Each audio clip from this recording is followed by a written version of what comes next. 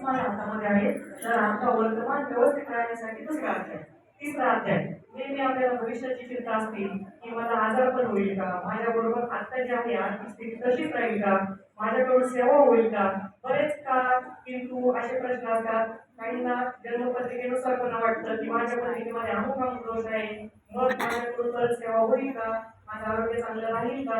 यासाठी तिसरा अध्याय, म्हणून 3 अध्याय सांगितलेले आहेत. 11 माहीत का, तर मनुष्य जन्माला येताना षडऋतूचे 5 षडऋतू आपल्यासोबत असतात. कुठलाही मनुष्य असू द्या, तुम्ही असू द्या, मी असू द्या, काम क्रोध लोभ मोह मत्सर असणारच. किती पण सेवा करा तुम्ही, थोडंफार त्याचं अंग काढलं जाणारच. कारण मनुष्य जन्मामध्ये ह्या गोष्टी सुधत नाही.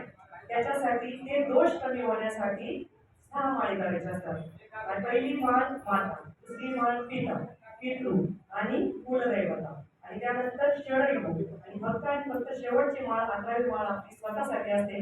पहिल्या पायरीवरून 11व्या पायरीवर, 5व्या पायरीवर, 7व्या पायरीवर आपल्याला उडी घ्यायची नाही, म्हणून 11 माळी सांगितलेल्या आहेत. पण तरीही तुम्ही धकाधकीच्या युगामध्ये नोकरदार महिला आहात, वेगवेगळे कामं आहेत, कधी कधी जॉईंट फॅमिली असते, शेतीचे कामं असतात, तर अजिबात स्वतःला गिल्टी फिलिंग किंवा अपराधी वाटून न घेता एक माळ तरी करा, रोज करा. एक माळ नाही जमली 11 वेळा तरी श्री स्वामी समर्थ म्हणा. नाही 11 वेळा जमलं, 1 वेळा तरी म्हणा, पण रोज म्हणा.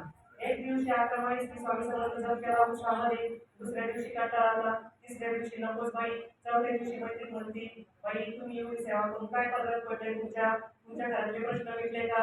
कारण जी आपल्याला बोलत असते तिच्या घरात भरपूर प्रश्न असतात, पण आपण सांगत असतो आपले दिसत असतात, तिचे दिसत नसतात. मग कोणाचं चांगलं झालेलं कोणाला पाहत का आजकाल, पाहतच नाही. मग काहीतरी निगेटिव्ह करायचा प्रयत्न चालू असतो. मी खूप वेळा सांगते, स्वामी सेवेकऱ्यांना बऱ्याच वेळा निगेटिव्ह करण्याचा प्रयत्न केला जातो, किंवा वेगवेगळे प्रश्न विचारून आपल्याला थोडं चिडवण्याचाही प्रयत्न केला